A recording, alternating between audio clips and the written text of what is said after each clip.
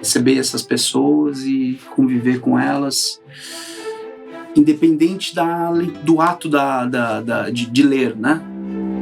São camadas de histórias, né, que vão se sobrepondo às histórias que estão paradas nas prateleiras também. Antes de entrar na Megafauna, eu trabalhava na Livraria Simples. Fica na Rua Rocha, no bairro da Bela Vista, em São Paulo. A rua é movimentada, tem a Escola de Direito da FGV, tem bar, comércio. Mas a quadra da Simples tem um clima de cidade do interior e a livraria foi incorporada a essa rotina, como lembrou o Beto, sócio da Simples, que você acabou de ouvir. Foi conversando com o Beto que a gente soube da história do João, que é o personagem de hoje, esse cara aqui. Tá começando mais um J Leitura, primeiro episódio. Hoje eu vou ensinar dicas de leitura para crianças. O livro Não Somos Anjinhos, criador Gusti, e ele fala sobre um menino muito levado que pelas pessoas de fora ele é um anjinho, ele é um amor, mas dentro de casa ele não consegue ficar quieto. Ele é ruim pra tudo. Essa é uma das resenhas que ele fez pro Instagram da Simples. Este é um daqueles casos que a gente já contou aqui, de quando a história da pessoa se mistura com a história de uma livraria. Quer dizer, no caso, o João é 2 anos mais velho que a livraria. Mas quem vai te contar isso melhor é a Rita Palmeira. Eu sou o Flávio Augusto, livreiro da Megafauna. E eu sou a Flávia Santos. Este é o Livros no Centro, o podcast da Livraria Megafauna.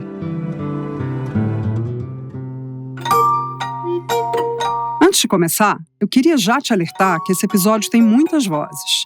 Porque a gente conta a história do João, mas conta também a história da mãe dele, a Jaqueline, da avó dele, a dona Geralda, do Beto e de outras muitas pessoas, algumas das quais a gente nem conhece. A Livraria Simples é um sobrado azul cheio de plantas e fica na Bela Vista. No andar térreo, cada cômodo da casa comporta uma seção de livros. A porta está sempre aberta, com gente circulando o tempo todo. É como se a casa fosse uma continuidade do bairro e vice-versa. Quando você chega, eles passam até um cafezinho para te receber. A gente pode falar de um monte de vizinhos que se conhecem. O bairro tem essa coisa comunitária que se expressa na rua. Esse é o Beto de novo. É ele que está à frente da Simples, junto com Felipe Faia. A livraria foi fundada em 2016. Começou como um sebo. Ficava numa casa dentro de uma rua sem saída no bairro da Moca. Era, na verdade, uma reunião de obras do acervo pessoal do Beto e do Felipe, expostas em estantes improvisadas de tábua de madeira e tijolos. Aí, pouco a pouco, eles foram conversando com as editoras e incorporando também os lançamentos. 2 anos depois, a casa na Moca ficou pequena para o projeto. Então, eles meteram a livraria toda num Fusca, que hoje é o veículo oficial da Simples, e foram em direção à Rua Rocha. Foi em 2018, então, que a Simples começou a ganhar contornos mais definidos de livraria. E também as características que a tornam hoje um negócio raro na cidade. Esse bairro onde está a livraria, que é muito próximo do centro, mas ele tem essas características muito interessantes de congregar tradições populares, assim, que é mais comum na periferia, né? Então, tem uma escola de samba, né? O samba corre solto, ainda tem muitos cortiços, um espírito comunitário muito grande, tem uma igreja que marca muito presença, né? Que é a Querupita. Tem, sei lá, aqui na rua também tem uma igreja que acho que vale citar, que é a Comunidade Evangélica do Bexiga, do pastor Daniel, um pastor com ideias progressistas e que faz muito pelos idosos, pelos moradores de rua e tal. Não sei se você já esteve na Simples, mas quando eles abriram a livraria no Sobrado da Rocha, o escritório do Beto ficava em um dos primeiros cômodos da casa, onde fica a janela que dá para a rua. Ele trabalhava ali olhando para a calçada. E foi numa dessas olhadas que ele conheceu a dona Geralda, a avó do João. E aí comentou que ela estava indo no supermercado, que fica um pouco mais para baixo aqui na rua, né? Uns 400 metros descendo. E ela perguntou se eu queria alguma coisa no supermercado. E aí isso me remeteu na infância, aqui onde eu fui criado, no bairro lá. As vizinhas da minha mãe também passavam, quando ia no supermercado, passavam em casa e perguntavam se minha mãe queria alguma coisa no supermercado e vice-versa, né? Meu nome é Geralda Leão. A dona Geralda é mineira de Sabinópolis, sul do estado, e mora na Bela Vista há mais de 40 anos com a filha, Jaqueline. Eu criei ela aqui na roça. Quando eu mudei pra cá, tinha 4 anos. Então, uns 42 anos. Essa é a Jaqueline. Bastante tempo. E a senhora que fica com o João em casa? Eu fico com o João em casa, saio com o João, né, filho? São parceiros. Sim. Somos. E como é que foi? Então a senhora um dia passou aqui e viu que tinha aberto a livraria, aí foi assim como ele disse? Foi, aí entramos, aí começamos, ele via todos os livros, conheceu o Beto, que é meu amigo.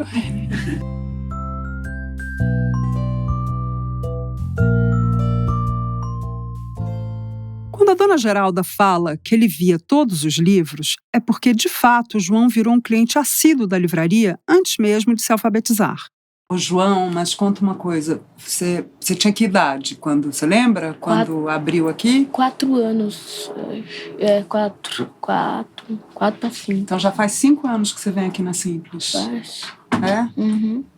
E aí você vinha, sua avó te trazia, É, e aí você foi conhecendo o pessoal. isso. E aí você ficava aqui, nessa parte dos livros infantis? Sim. Você ficava...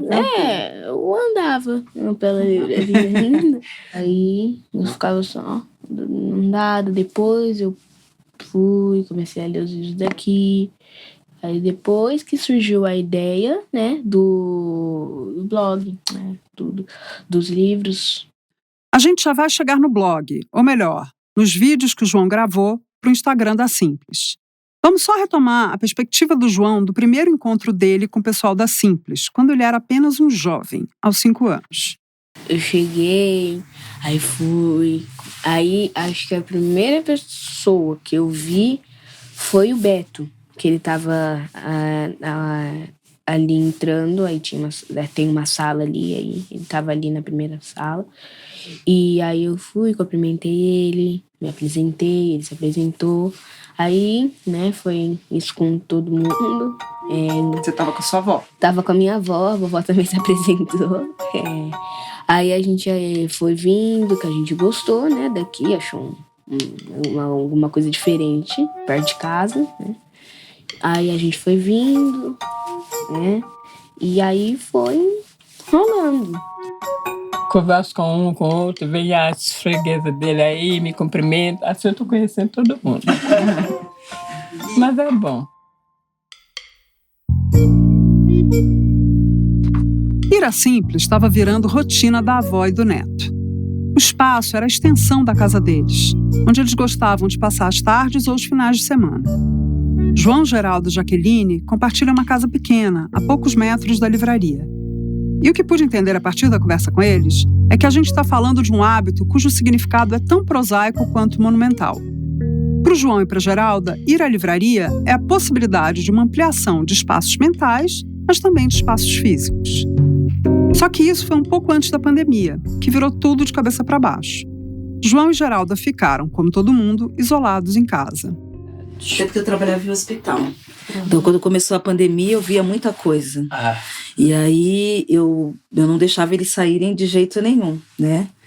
Foi um período bem difícil para mim e para eles, porque eu chegava toda bitolada com um problema. Fiquei um tempo sem abraçar, sem beijar o João e minha mãe. Não chegava perto, eu que fazia compra, eu que fazia tudo. Então, minha mãe ficou um bom tempo sem ver a rua e o João também. Do outro lado da rua, a livraria, pouco tempo depois de abrir no novo endereço, teve de fechar. Para a livraria foi muito louco, assim, bagunçou tudo, né? Assim, de repente a gente tem que dar um 360 no jeito de trabalhar, né? Porque a gente não tinha site sequer na pandemia. E aí a gente fez o seguinte esquema, a gente se dividiu, eu moro mais perto da livraria, então eu vinha todos os dias para cá. Beto e Felipe encheram mais uma vez o Fusca de livros e reinventaram o trabalho da equipe. De casa, um cadastrava as novas obras no site, o outro respondia as mensagens dos compradores. E o Beto ia sozinho para a loja despachar os livros. Eu lembro que teve uma vez que eu fiquei muito triste na pandemia, pensando nas crianças daqui do bairro, por exemplo. Porque eu falei, cara, você tem que ficar dentro de casa. Então eu pensei no João, eu falei, cara, tem que ficar o dia inteiro. A primeira série dele foi bem no começo da pandemia. Então ele frequentou 2 meses de aula, então não tinha dado tempo dele ser alfabetizado. E aí foi comigo que ele aprendeu a ler, né, filho? Foi. E ela é uma boa professora? É. Meio bravo, né? Valeu a pena. Esse fechamento da Simples e o isolamento do João e da Geralda seguiu por todo aquele período de restrições que a pandemia impôs a todos nós. Agora, se pra gente esse isolamento em casa já durou um tempão, imagine pra alguém que tinha 5 anos. E aí, quando foi liberado, assim, acho que o primeiro lugar que eles vieram foram para a livraria, quando abriu. E a equipe da livraria lembra direitinho de quando eles voltaram. Eu senti o progresso da leitura dele na pandemia, porque eu lembro que assim que a gente começou a reabrir, eu lembro que o João chegou, ele entrou... isso. Esse que está conversando com a gente, com a Jaqueline, é o Paulinho, o Paulo Ramos. Assim como a Flávia, o Paulinho foi da equipe da Simples e, na época dessa entrevista, ele estagiava na Megafauna. E, o mais importante, ele é um amigo de longa data do João. É isso, exatamente. Quando eu tava lá na salinha trabalhando, ele entrou, me deu um abraço, cumprimentou e tal. E aí eu perguntei se ele queria fazer uns carimbos ali do lado. Aqui tem uma coisa legal. Esses carimbos aos quais o Paulinho se refere fazem parte dos pacotes da Simples. Os livros que a gente compra lá vêm em papel pardo, amarrado por uma lã, com desenhos e nomes confeccionados para quem os adquire. Esse esmero na embalagem é dos detalhes que são tão fundamentais para a Simples ser esse espaço tão extraordinário mesmo. Terminada a rasgação de seda, vamos voltar à fala do Paulinho. Ele queria fazer uns carimbos ali do lado, a mesa de carimbos de pacote ficava do lado da minha mesa, e eu lembro que ele começou a olhar para um livro e começou a juntar sílabas. E aí eu olhei para ele e falei, você tá lendo já? E aí, enfim, eu lembro que foi um choque, foi muito gostoso de ver esse progresso na pandemia. Aí o João chegou devorando tudo. E eu fui lendo, tanto que tem livros lá na minha casa aqui da livraria, como da coleção Afro, que eu li já, tem bastante livros que ela que tá disposto. Quais que você leu dessa coleção? Você lembra? Eu li da Rosa Parks, da Alice, do Mandela, Martin Luther King e Carolina Maria de Jesus. Esses que estão expostos. Esses livros que você falou contam histórias de pessoas que existiram, sim, né? São Você gosta mais de história assim ou de historinha inventada, assim? Pra mim pode ser ficção, pode ser realidade, mas não tem muito, assim. Caso que tem livro que conta histórias que não são reais, que são bons. Mas também tem livros que contam histórias verdadeiras que também são da hora, entendeu?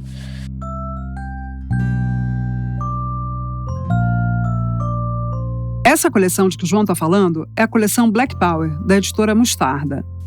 São livros para crianças e para adolescentes sobre personalidades negras da política, da literatura, do ativismo, como Carolina Maria de Jesus, Nelson Mandela, Angela Davis, Barack Obama e Conceição Evaristo.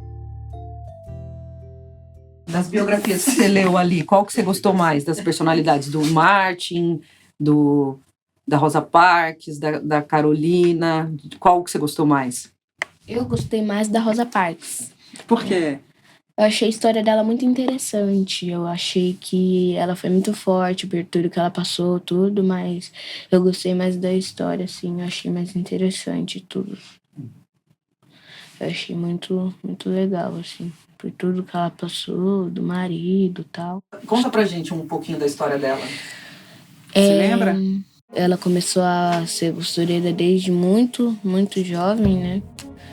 E pra piorar esse serviço, a mãe dela já estava meio doente, estava sem também condições financeiras, tudo, mas ela virou costureira.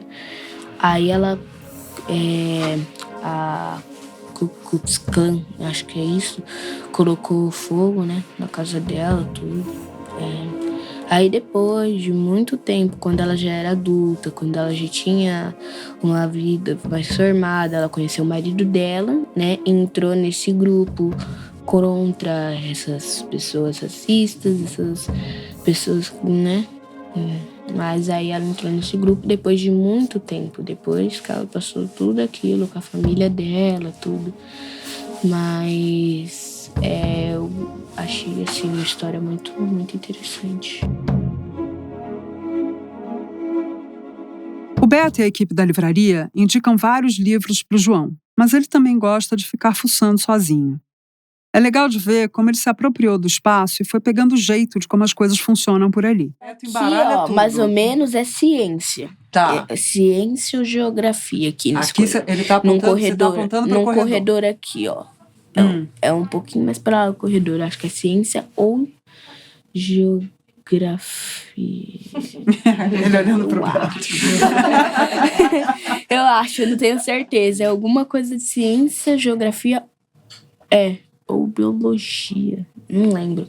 É alguma coisa por aí. Mas... Já aconteceu de na escola pedirem uma leitura que você já tinha feito aqui?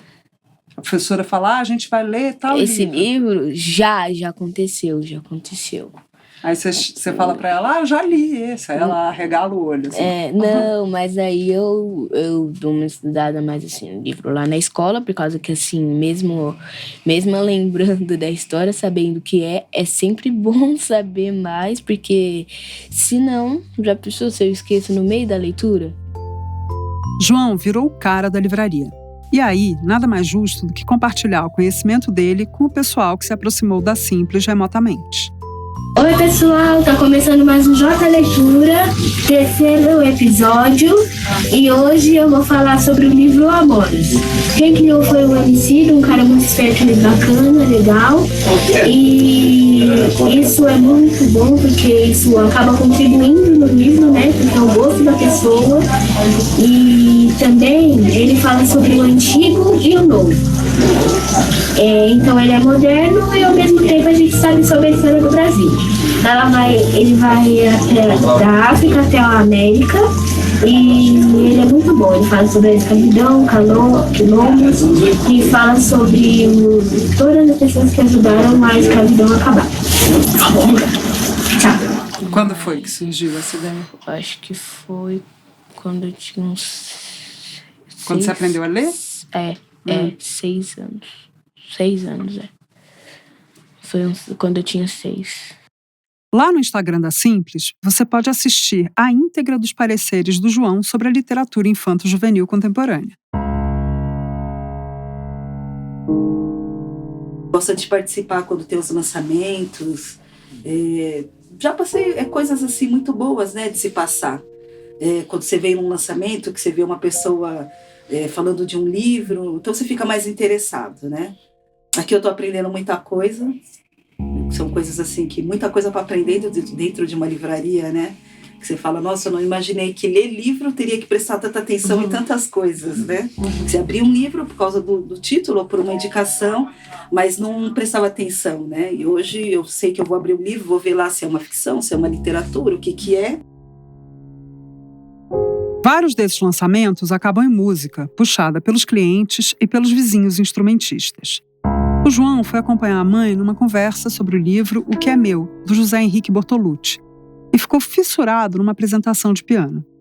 Faz um tempo, o Beto levou o piano dele para Simples, e de vez em quando alguém se anima em arranhar alguma coisa. Num sábado que o piano estava aí, o João estava sentado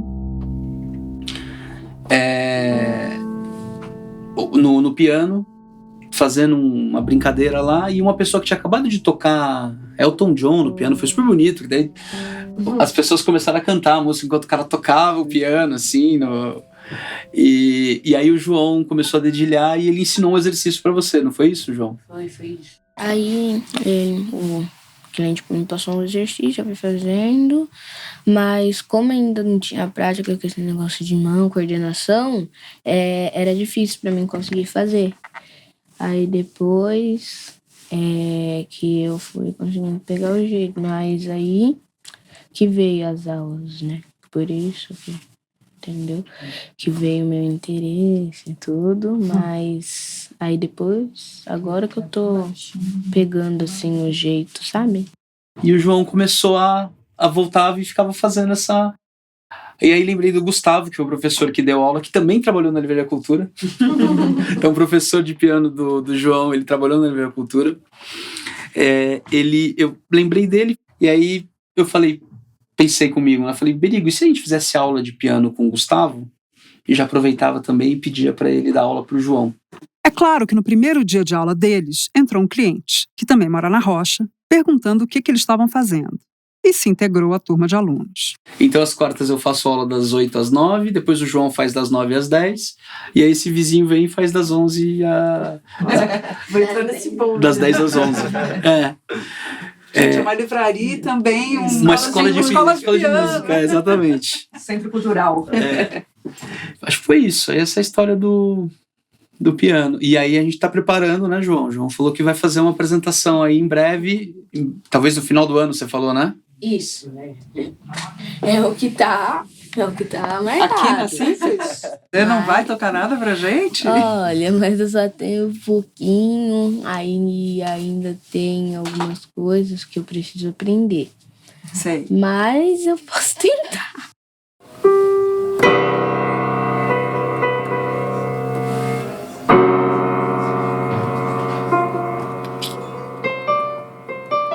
Fico curiosa para saber como vai se desenrolar essa história, especialmente daqui a uns anos. Quando a gente foi fazer a entrevista, a Jaqueline estava trabalhando lá temporariamente, cobrindo férias de alguém. Então a Simples acabou ganhando mais essa dimensão na vida da família toda. Talvez você esteja imaginando agora um João que cresce e vira escritor, editor, sócio da Simples. O futuro dirá. Mas vou adiantar algumas coisas antes de fechar esse bloco. João, última pergunta. Você vai querer ser livreiro quando você crescer? Você vai querer ter uma livraria? Então, eu tenho um sonho de ser neurocirurgião. Tá. Mas como eu ainda tenho 9 anos, tem muito tempo, é isso mesmo. Tem muito tempo, eu posso mudar de ideia no meio do caminho, né? A gente volta já já para uma conversa sobre a história do João e da família dele com a Simples.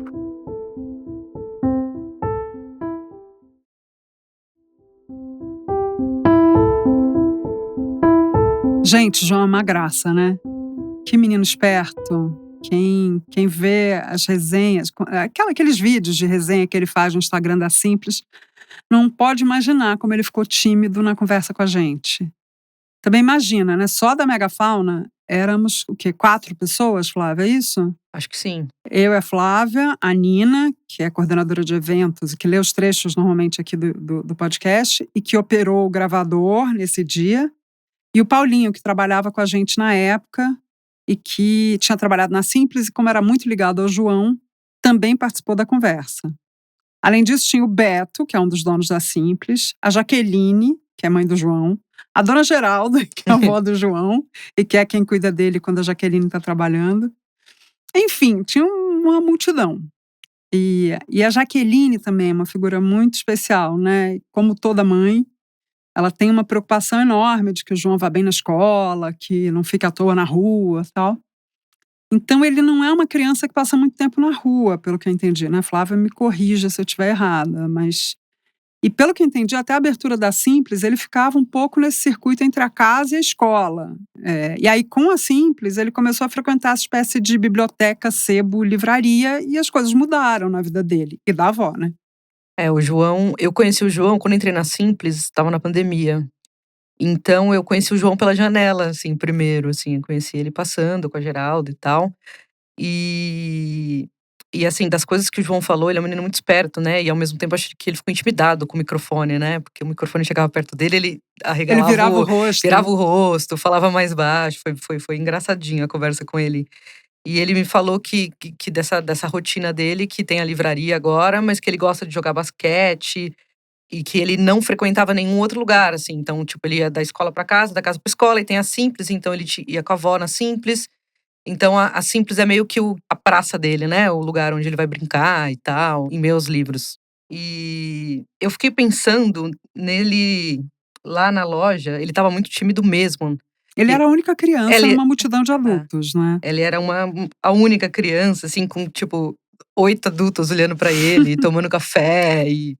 Mas a história que a gente foi lá buscar é a história dele. Ele que é o protagonista dessa história. Então, ele que movimentou as pessoas em torno da livraria. Então, por causa dele, a mãe conheceu a livraria, a dona Geralda frequenta a livraria também, uma senhora muito simples, mas que por conta dessa coisa do João com os livros, ela também vai na livraria. Então, é uma movimentação que tem dentro da família e no bairro também, né? De que as famílias podem frequentar a livraria como um lugar de encontro, como um lugar de passar o tempo. Não necessariamente um lugar que ela vá consumir alguma coisa, comprar, né? Um lugar para ela ficar bem, para ler um livro, para tomar um café. Simples assim. Você chega lá, eles já perguntam se você quer tomar um café. Eu adoro. E ele virou um leitor voraz, né? Também tem isso. Imagina, frequentando. você criança, você aprender a ler e ter, sei lá, o acervo da Simples deve estar com mais de 20 mil, 30 mil títulos agora. Então, assim, tipo, uou, Vira uma biblioteca. Vira uma particular, praticamente, porque ele pode entrar antes do expediente, pode ficar lá. Então, ele tem todo esse passeio pela biblioteca. A Simples tem isso de acolher para valer os moradores da região, né? Tem esse negócio que a Flávia estava falando. E olha que faz tempo que eu tô trabalhando com livro e acho que ainda não conheci uma história como essa. Fiquei com pena de não ter ido nessa entrevista, ajudado a superlotar a Simples. Bom, tem essa coisa do protagonismo do João, né? A Flávia falou, e é verdade. A gente vai fazer essa entrevista, claro, a gente queria conversar com todo mundo, mas a gente foi um pouco motivadas, né, ali, pelos vídeos que ele tinha gravado, que são muito fofos. Depois que você escutar esse episódio, ouvinte, corre pro Instagram da Simples e procura os vídeos do João, que são muito fofos. Sem contar a saga do bolo, né? Mas isso fica para outro dia. A gente ficou tentando levar um bolo lá pra entrevista e não encontrava bolo. Porque tem essa história de cada um levar um bolo lá pra Simples. A Simples é quase uma casa de vó, né? Por isso que a dona Geralda cabe tanto ali. Mas enfim, então tem essa coisa, o João é o protagonista da história, né? Essa história cheia de adultos em torno, assim, de adultos e livros. Aí fiquei pensando que a gente podia aqui nesse segundo bloco dar umas dicas de leitura de livros para adultos, né? Mas de livros que tenham crianças como protagonistas. O que vocês acham? Bora. Rita, tem livro assim a beça, hein? Aliás, um monte que virou best-seller, que nem o Caçador de Pipas, né, do Khaled Hossein, que saiu pela editora Globo, e que virou filme, né, que conta a história, né, do Amir e Hassan. Eles conheceram no campeonato de pipas, né, no Afeganistão dos anos 70. Bom, sim, tem essa história, tem muito livro best-seller com criança como protagonista. Eu acho que livro com criança faz sucesso e, na maior parte das vezes, faz chorar, né? Que nem filme com criança. Coloca cachorro e criança no enredo do negócio. Se a pessoa não chorar, a pessoa tá morta por dentro. Ai, que horror, né? Não é assim também. Porra, filme de cachorro. Me fala um filme de cachorro. Eu não gosto de filme de cachorro. Mas enfim, vamos voltar aqui pro assunto. Mas o que mais, Flávio? Você tinha falado de outras coisas também, né? Sim, lembrei daquele do O Senhor das Moscas, do William Golding, né? Mas esse é bem sinistro, né? Já chega a ser uma distopia que acaba até influenciando em outros livros, né? Como Jogos Vorazes, essas séries assim, né? Onde crianças são protagonistas, mas, né? No caso do Senhor das Moscas, chega à beira do caos, né? Que tem, eu não sei se todo mundo leu, é um livro bem famoso, mas tem essa história de crianças sozinhas, de como elas se organizam para a sobrevivência e de como as crianças reproduzem um comportamento tirânico que todo mundo associa à vida adulta, né, que de repente está ali com as crianças, um pouco desromantiza, né, a infância. Eu gosto bastante desse livro, mas eu acho assustador. Eu não li esse livro ainda, não sei porque é tão famoso. Eu sou a pessoa que não lê livros famosos, assim, eu deixo pra depois do hype, mas eu acho que esse eu nunca vou ler, porque nunca sai de moda. Mas quando o Flávio falou do Caçador de Pipas, eu lembrei de um livro que eu amo de paixão, assim, que é o Extremamente Alto e Incrivelmente Perto, do Jonathan Safran Foer, que saiu pela Rocco, que conta a história do Oscar, que é um menininho de 11 anos. Ele aparenta ser neurodivergente ali na história do livro, um menino bem inteligente, inclusive. E é a história dele recriando, fabulando. O pai dele falece ocasionalmente no 11 de setembro, porque ele foi para uma reunião lá num café, no último andar. Não era? Do World Trade Center. Exatamente. E aí é meio que essa construção do luto do menino, meio uma fabulação, meio uma invenção, mas de certo ponto ele é meio investigativo, aí ele acha uma chavinha, que é a chave que vai dar na secretária eletrônica do pai. Então, assim, é um livro bem triste. Saiu o filme, se não me engano, mas eu acho que o filme não dá conta dessa personagem, assim. Que ao mesmo tempo é triste, mas tem um pouco de fabulação da criança. Então, não é uma criança idealizada e tal. Eu gosto bastante. E você, Rita, crianças e guerra? Não, é que eu tava pensando que é exatamente isso. Esse tema da criança e da guerra tem muito em livro, né? E então, se a gente fosse, isso seria só um outro nicho, assim, né? Vamos por aqui. Aliás, tem um monte de best-seller, Criança e Guerra, com Criança e Guerra. Bom, um super célebre, que é o Diário de Anne Frank. Mas eu lembrei de um outro livro, que foi até um livro que eu resenhei para o site da Megafauna no ano passado. Um livro de uma autora, a Bessorra. Ela veio para a Flip de 2022. O livro chama Os Órfãos, saiu pela Relicário.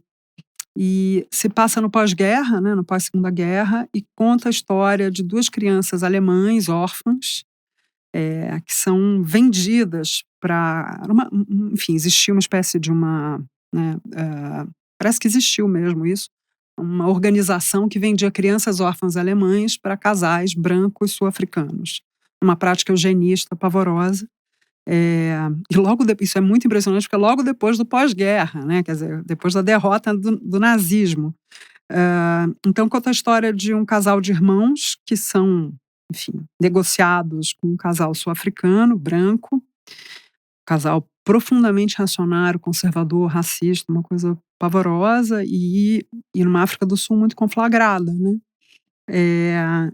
Então é uma história muito impressionante e que toca nessas práticas de eugenia, de racismo e tal, e que são narradas, quer dizer, tem ali as crianças como protagonistas, né? O livro avança, vai avançando na idade ali, enfim, né, até chegar não vou dar spoiler, porque acho que começa assim, se não me falha a memória, do protagonista já com bastante idade. Mas a maior parte do livro se passa na infância e na chegada desses meninos que saem da Alemanha e que vão para a África do Sul. Sim, verdade. Aí tem, né, dentro desse assunto Crianças na Guerra, tem as histórias, né, dos meninos soldados na África, né? Putz, tem mesmo. Mas agora a Rita estava falando da Bessorra e eu lembrei do Atos Humanos, da Han Kang, que saiu pela Todavia.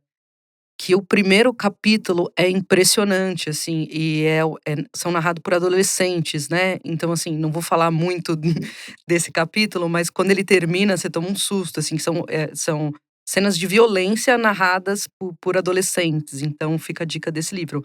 Mas voltando na questão dos soldados da África, eu li há um tempo atrás, que é Muito Longe de Casa, do Ishmael Beck, saiu pela Companhia das Letras. Eu acho que agora ele tá na versão de bolso, não tem mais a versão grande.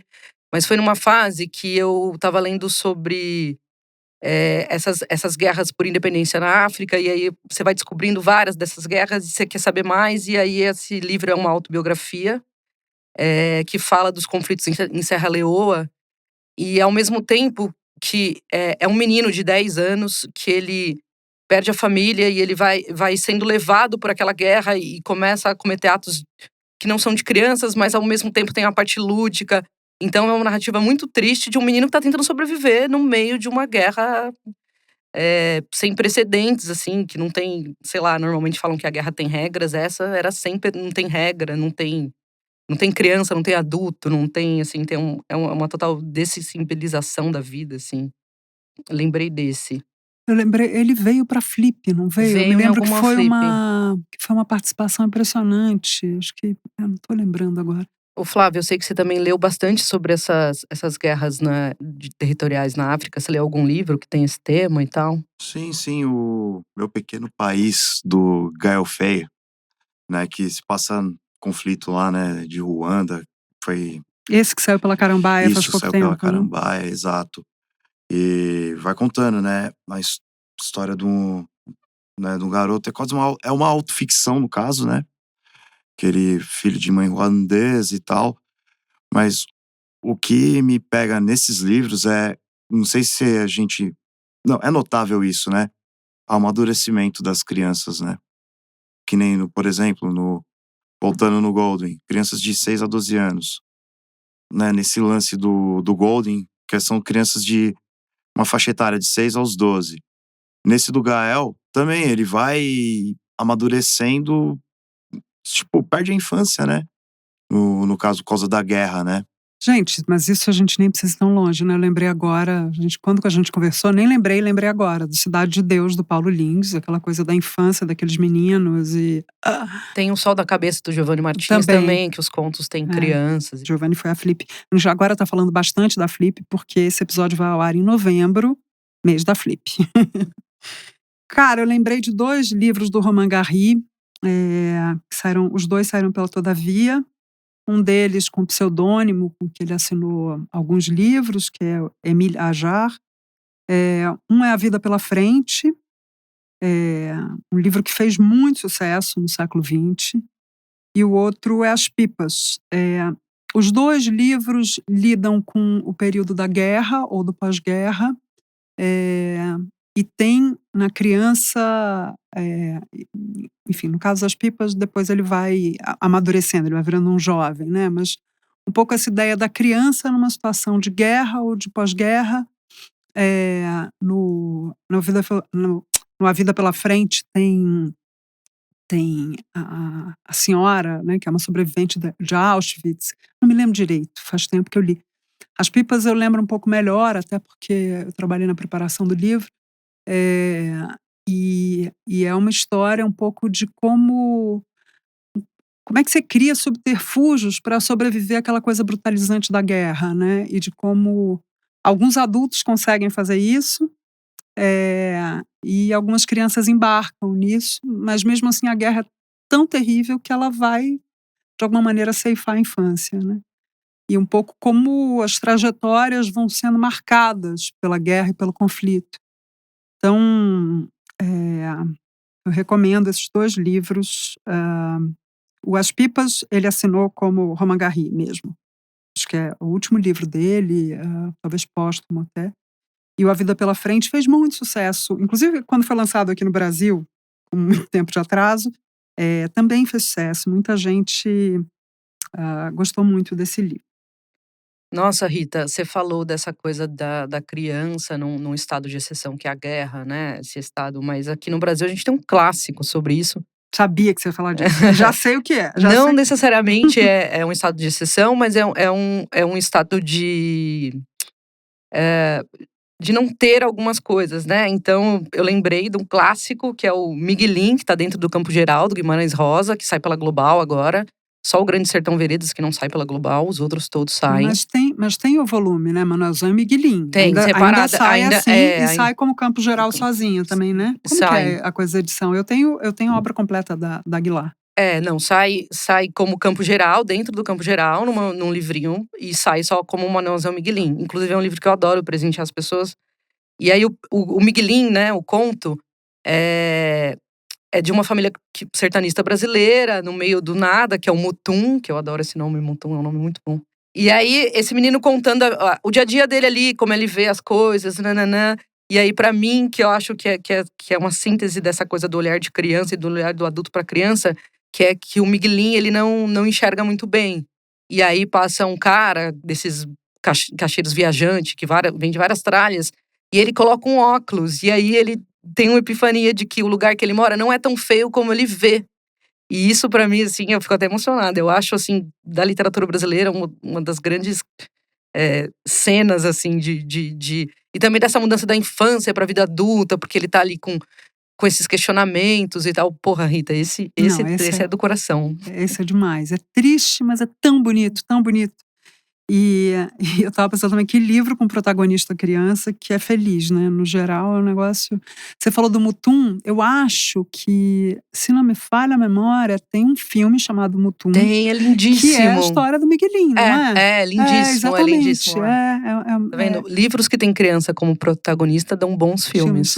Exatamente. Agora, a gente está com o tempo meio estourado, mas eu não queria, já que a gente começou a falar de brasileiros agora, a Flávia lembrou desse clássico do Rosa, eu queria mencionar um livro que é um livro relativamente recente, um livro brasileiro contemporâneo, que é ótimo, e que também tem uma criança como protagonista, uma criança que é escritora, quer ser escritora, uma criança que se vê, uma menina de 11 anos, eu acho, que se vê um pouco tendo que lidar com a própria solidão e olhando para o mundo, né? Que é a Maria Carmen, do Se Deus Me Chamar Não Vou, da Mariana Carrara, que foi um livro publicado pela Nós. A Mariana tem outros livros, acho que pela Nós tem mais um, depois pela Todavia tem um, né? E antes disso ela publicou também por outras editoras. Mas o Se Deus Me Chamar Não Vou, acho que é o livro que a lança um pouco, né? Assim, que faz com que ela seja mais conhecida. É o mais procurado até hoje nas livrarias.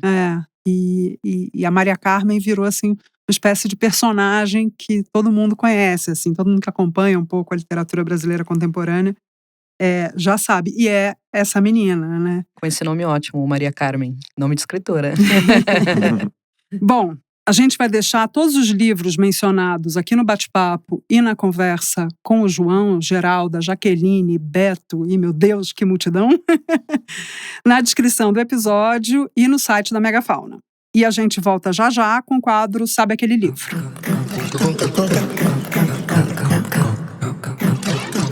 Quem já trabalhou como livreiro sabe que uma das atribuições do cargo é decifrar enigmas. Então, para treinar aqui a habilidade da adivinhação, a gente criou o quadro Sabe Aquele Livro? Funciona assim. Você manda um áudio descrevendo a obra que está procurando e a gente desvenda o mistério aqui no podcast de improviso.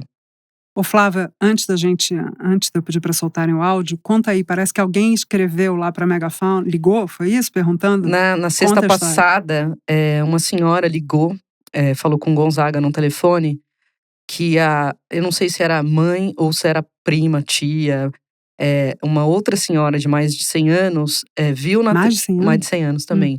Viu em algum lugar a notícia de um livro que era uma pessoa contando a história da própria mãe. E aí o Gonzaga pediu para essa pessoa mandar, né, um áudio, uma mensagem no WhatsApp pra gente responder por lá. Aí quando o Gonzaga me contou que a senhora tinha dito, eu acertei de pronto, que era o novo livro do Padre Fábio de Mello, assim. Que a gente não tem. Que a gente não tem. Mas a senhora, ela falou assim, como vocês são muito espertos, eu ouço podcast, eu queria descobrir esse livro aqui. Foi muito bom. Mas, gente, tem que mandar lá no número que a gente vai falar daqui a pouco, pra gente ter aí vários novos enigmas. Por favor, sabe aquele livro que você leu muito jovem e não lembra nada? Talvez a gente consiga acertar, então é legal de mandar pra gente. Bom, vamos lá? Vocês estão prontos, Flávia e Flávio? Sim. Nasci pronta. Então pode soltar o primeiro áudio. Oi, tudo bom? Eu tô procurando um livro de arte contemporânea, eu não lembro o nome do autor, mas ele é um professor, um arquiteto. E eu lembro da capa, que é uma fotografia, eu acho que tem uma pessoa correndo com uma nuvem atrás, ou alguma coisa do tipo. Nossa, não sei, eu lembrei do livro do Guilherme Wisnik. É esse? É esse mesmo? Cara, você mata todas, cara. Episódio passado que foi, enfim... Não dá pra levar uma com ela, não. Como é o nome do livro? Puta merda. Qual é a editora? A editora é da Ubu. Isso. E é sobre o Drummond e a mineração. E não, esse é o outro. Esse é o do pai dele. É do pai dele, Miguel, do Zé Miguel. E esse do Zé Miguel é da companhia. É da companhia, eu não vou lembrar o nome. Então, esse livro do Guilherme Wisnik, que saiu pela Ubu, com capa da Elaine Ramos, é o Dentro do Nevoeiro. É isso. Mas a capa eu sabia qual era. Se você me perguntasse na livraria, eu já ia na estante pegar. E esse áudio foi mandado pelo André, de São Paulo. Pode soltar o próximo. Quer falar alguma coisa, Flávio? Não. Então vamos lá. Está se preparando, respirando fundo. Pode soltar o próximo. Olá, boa tarde. Tudo bem? Eu estou atrás de um livro que eu não consigo muito me lembrar qual que é. E eu acho que talvez vocês consigam me ajudar. É um livro que na capa tem um desenho que eu acho que é do Leonilson.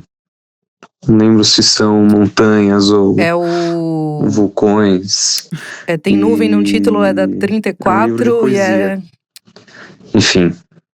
Ai, nossa, a gente me deu tanto esse livro. Eu amei esse livro. Livrarias, eu queria dar de presente pra uma pessoa. É de uma poeta brasileira ótima. Obrigado, um abraço. E a memória pra lembrar o nome do livro? Então, o que você falou? Você falou que é da 34. De uma poeta brasileira. Tem nuvem no título. E a ilustração? É do Leonilson. Então, matou o livro, né? O livro é o Nuvens, da Hilda Machado. Hilda. Que saiu pela 34. A capa foi feita a partir de uma ilustração do Leonilson, por um estúdio, acho que é Bracher e Malta. E o áudio é do Edu de São Paulo. Vamos lá pro terceiro? Vamos. Você vai deixar o Flávio ganhar uma, tá, né? Eu vou. Não vou falar. Agora, eu não vou falar. Eu vou ficar só. Eu não vou falar nada, eu vou ficar só olhando pra ele. Mandando vibrações. Vamos lá, o terceiro áudio, então. Oi, eu tô procurando um livro, acho que vocês podem me ajudar. Eu não lembro exatamente o que tem na capa.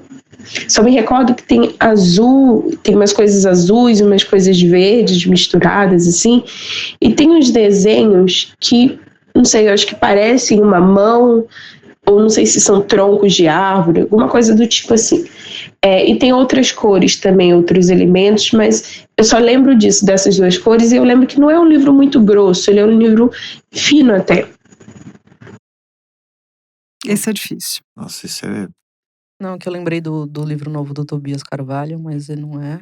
Que é uma casa, o desenho que tem é verde. Eu posso dar uma dica? Pode. É um livro de poesia. Putz, eu acho que... Qual que é o nome desse livro, meu Deus? E é de uma poeta. E essa poeta tem alguma proximidade com a megafauna. Nossa, tá na ponta da língua. Eu sei que livro que é. Acho que é a editora... Eu vou dizer qual é a editora. Tá. E vou dizer o nome das capistas. Então, a editora é a Jabuticaba. Sim. A capa é da Helena Fred, ou Fredi, e Bruna Kim. É o da Nina Risi? Como chama? Caderno Goiaba. É isso. Goiabada, né? Goiabada, eu ia falar goiabada. Caderno Goiabada. Pronto, dividiram. Dividimos aí, ó. Esse foi o áudio de uma ouvinte anônima do Rio de Janeiro. Beijo, Nina.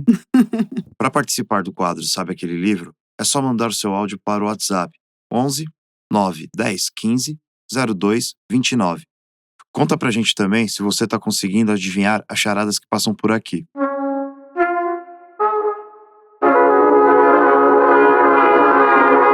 E para terminar essa edição, uma boa recomendação de leitura.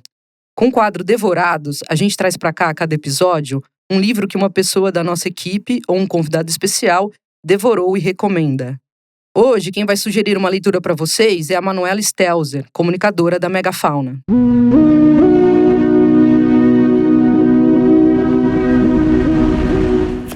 Recentemente, eu devorei O Amigo, da norte-americana Sigrid Nunes.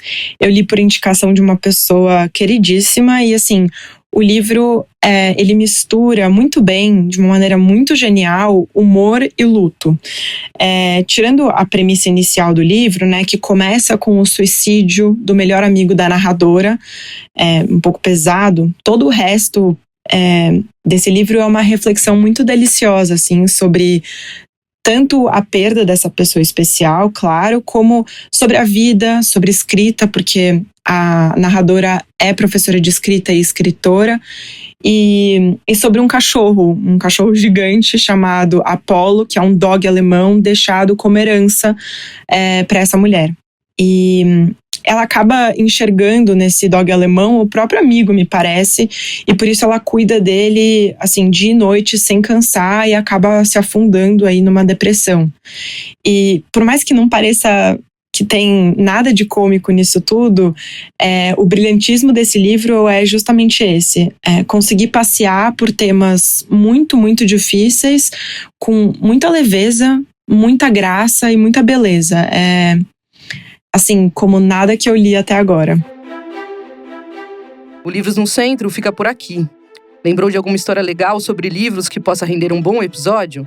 Você pode mandar sugestões pelo @livrariamegafauna no Instagram ou por e-mail, podcast@livrariamegafauna.com.br. A gente queria agradecer ao Beto, da Livraria Simples, a Geralda Leão, a Jaqueline Leão Pereira e ao João Vitor Leão Pereira. Nosso muito obrigada também ao Paulinho, o Paulo Ramos, que estava com a gente no dia da entrevista. O podcast Livros no Centro é realizado pela Livraria Megafauna e tem distribuição pelo UOL. Eu sou a Irene de Holanda, diretora da Megafauna, e dirijo Livros no Centro junto com a Fernanda Diamante. A criação e o roteiro são da Laura Capellucinic, que também é responsável pela produção executiva desse podcast. A Rita Palmeira, curadora da livraria, cuida da pesquisa e da edição dos roteiros. Ela apresenta o Livros no Centro junto com a Flávia Santos, livreira e coordenadora da loja. O Flávio Augusto, o Maurício Gonzaga e o Melvin Brito, livreiros da Megafauna, se revezam na conversa do segundo bloco do podcast. Eles e a Flávia Santos colaboram com a Rita Palmeira na curadoria dos livros citados nos episódios. A Nina Knudson, coordenadora de eventos da Megafauna, lê os trechos de livros citados nos episódios. A trilha sonora original é do João Camareiro. O desenho de som, a montagem e a finalização são do Vitor Oliveira. E as músicas complementares são do Vitor Oliveira e do Blue Dot. Quem faz a direção de locução é a Mica Lins. E a pesquisa para o podcast é da Sheila Miranda. A Fernanda Fischer é responsável pela identidade visual. A ilustração é da Veridiana Scarpelli. A Leana Ferreira e a Manuela Stelzer fazem a comunicação do projeto e o André Stefanini faz a diagramação. A Júlia Brick é assistente de produção. O Ricardo Terto cuida da distribuição em todas as plataformas. A Bia Guimarães e a Sara Zoubel deram consultoria para o projeto. A transcrição de áudio é da Lúcia Miguez. Esse episódio do Livros no Centro foi gravado no Estúdio Baticum. Os livros que citamos estão na descrição do episódio e você pode encontrá-los na Megafauna e no site da livraria. Defenda o livro, frequente livrarias independentes. Dessa forma, você descobre boas leituras e ainda fortalece a bibliodiversidade. Ficamos por aqui e te esperamos no próximo episódio.